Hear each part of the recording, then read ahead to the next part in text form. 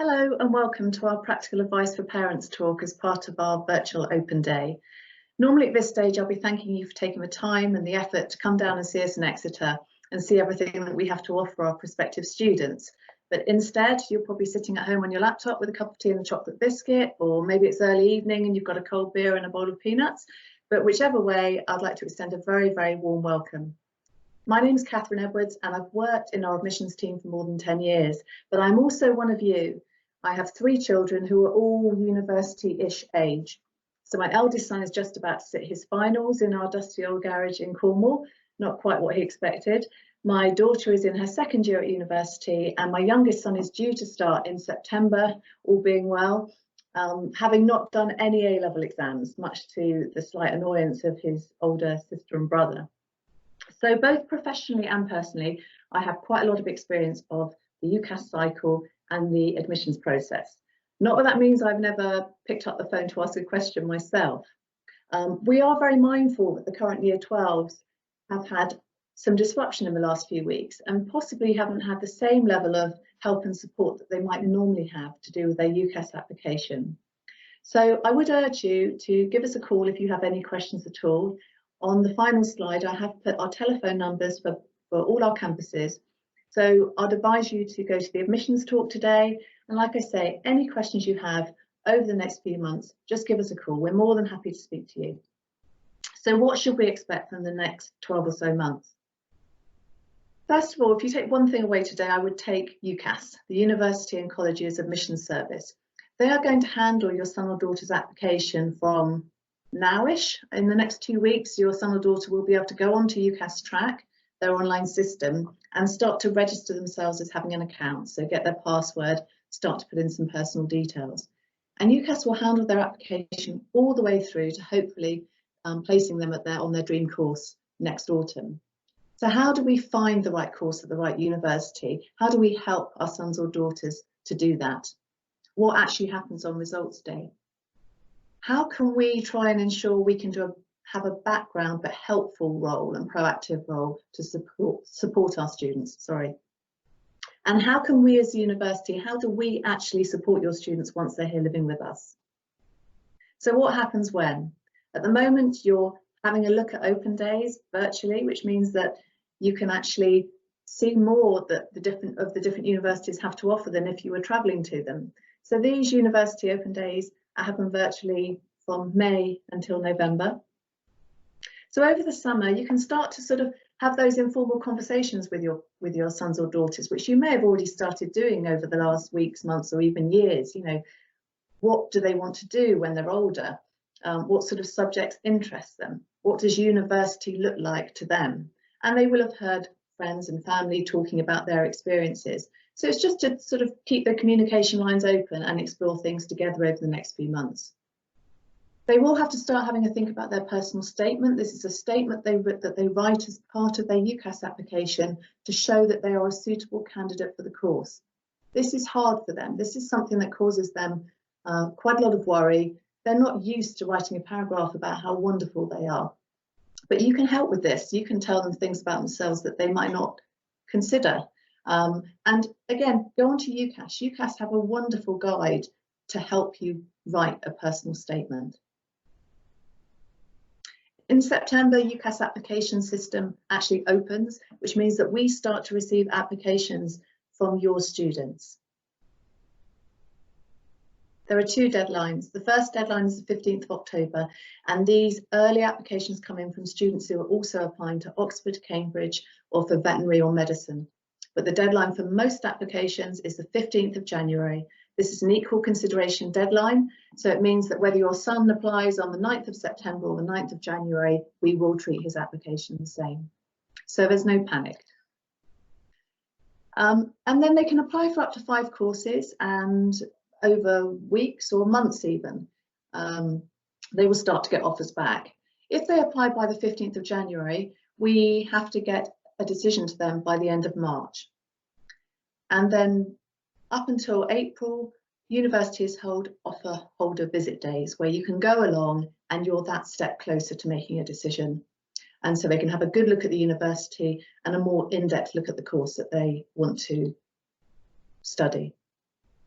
And then in March, the government opened their student finance online application system. And this is quite a simple process.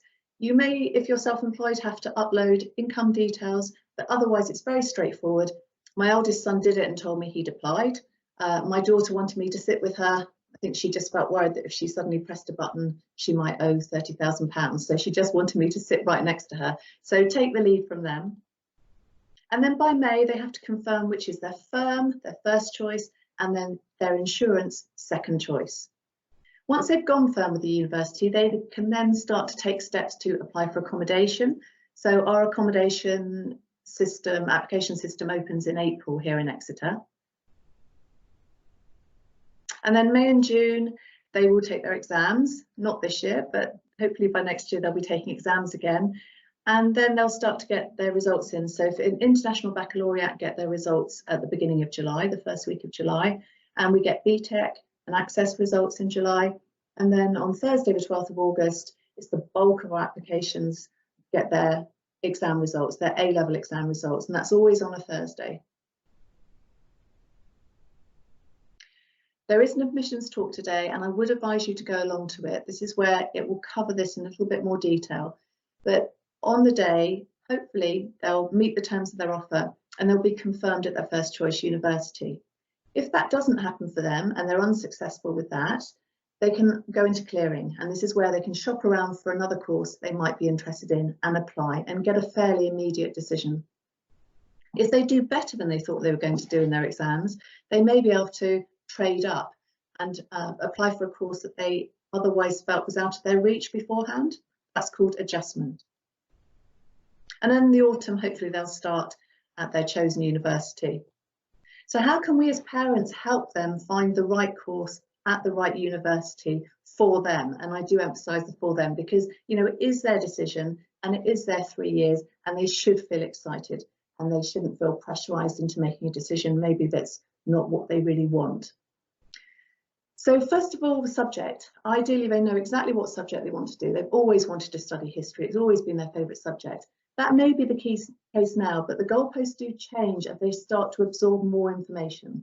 Whether it's school or college, on the UCAS website, there are thousands of courses available. And they might suddenly realise they can combine history with another subject on joint honours.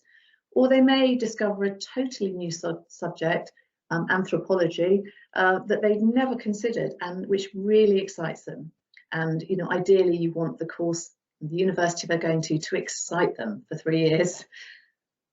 Also location. Do they want to be in a city, in the middle of a big city, in the bright lights, which my children, having grown up from Cornwall, have all wanted that.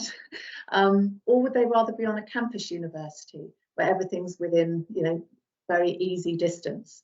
Again, that's the decision. They've got to go and see these universities or see them online and work out what would just feel right for them. Where can they see themselves being happy? Most of our courses used to be 3-year courses, 3-year degree courses, but now we have a wealth of 4-year courses. So they can do a master's year at the end of 3 years and have a 4-year master's, or they can do a professional placement year, a year in industry, which can only help to boost their CV when they come out and graduate, when they're going for jobs, you know, against other candidates.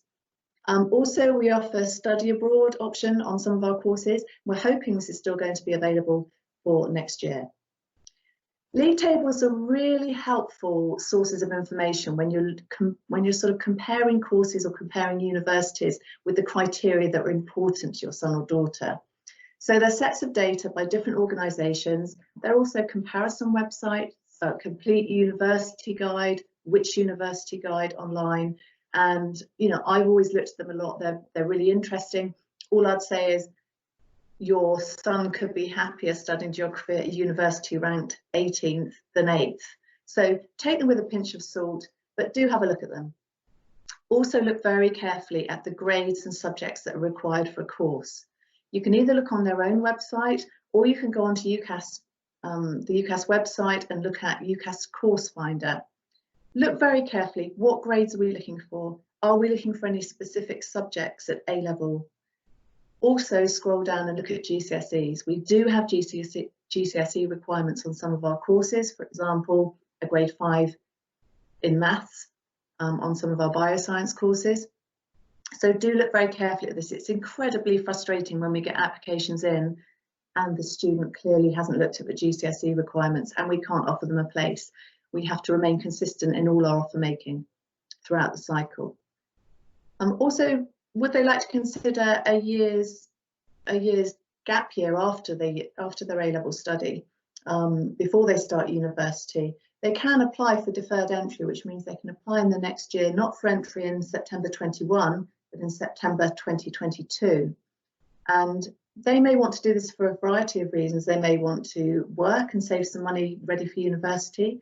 They may want to lie on the beach in Thailand for a year. That would be nice, wouldn't it? But generally, students tend to do a mix of things. My own son had an enforced gap year. He didn't get into the course that he wanted the first year and decided to reapply again, which filled me with dread because I thought we're going to have to go through everything again. But he did get in the second year, so it paid off for him. So he had an enforced gap year when he did some working and some travelling. Some students that we speak to just aren't quite ready to go yet. They want to have a break from study before they start at university, and we welcome applications for deferred entry. What happens on results day? It's a big day.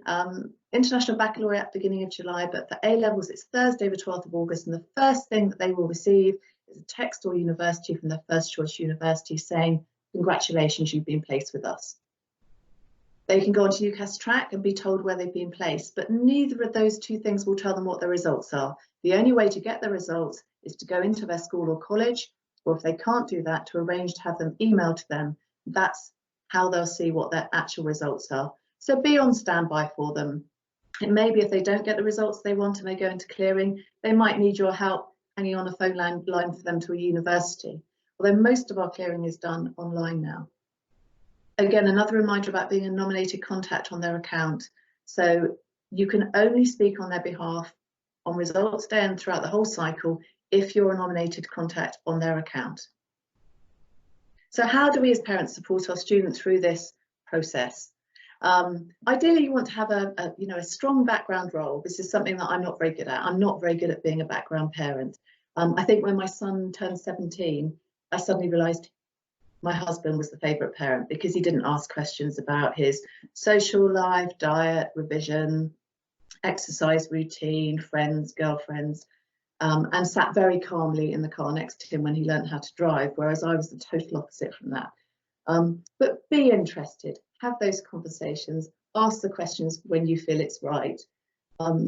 Check deadlines yourself, do some research in the background, go on the UCAS website, have a look at our website at the parents' pages. If your son or daughter at their sixth form have got a university evening and they say, oh no, you don't need to bother with that, mum. If you want to go along, get the information yourself. Prepare yourself for them leaving. How are you going to feel when they're not at home anymore? With my son, because he'd been away for a year, when he went, he was so excited to go to university that I was excited for him.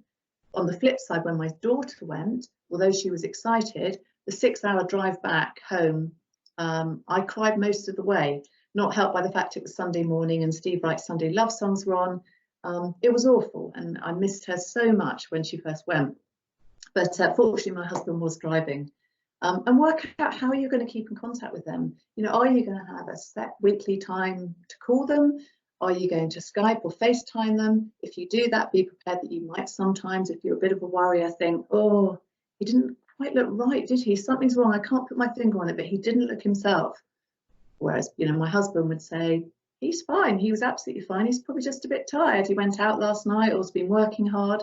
So work out what's best for you and best for them. You're probably not going to get a handwritten letter. I've got one when my son was in America. He didn't have any Wi-Fi. I've treasured it because I know I'll never get another handwritten letter from him. But you will be expected to send parcels and things back to them. Don't worry about that.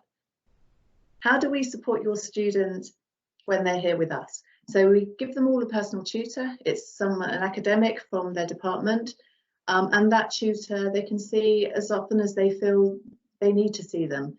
And that tutor quite often will flag up if they haven't been turning up to lectures, or they're just don't see themselves. We offer a very popular peer-to-peer support with our students. So the peer mentor will generally be a second, third year student or postgraduate student in the same college, and they will link up with someone who would like some peer-to-peer support. We have living support and out of hours team in all our accommodation 24/7. So if a student ever has a concern, either about themselves or maybe about a flatmate, they can contact someone. We have a student-led residential life team who go into all of the flats in the first few weeks and make sure that everyone's included. They organise events, different sorts of events that don't all include alcohol. They have It's a Knockout and line dancing and everything, so that everyone feels included no matter what their interests are. Our welfare support team is, very accessible throughout our campuses, and they will give help to students with either physical disabilities, health conditions, or specific learning differences. We have a multi-faith chaplaincy on our campuses and also a student health centre. So your son or daughter will be able to see a doctor Monday to Friday. If they have an ongoing health issue and want to see the same doctor, they may have to make appointments. So the points to remember from this are, go onto the UCAS website, sign up for the monthly parent emails. There's a fantastic parent section on there. Encourage your son or daughter to make you a nominated contact so you can speak on their behalf sometimes. And also go onto our website, look at the parents' pages there. Call us with any admissions queries you have in the next few months. We'd be delighted to speak to you. You can phone our Streatham and St Luke's campus, or alternately our Penryn campus in Cornwall, which is where I work myself. But anyway, I'd like to wish you and your son or daughter lots of luck in the next few months.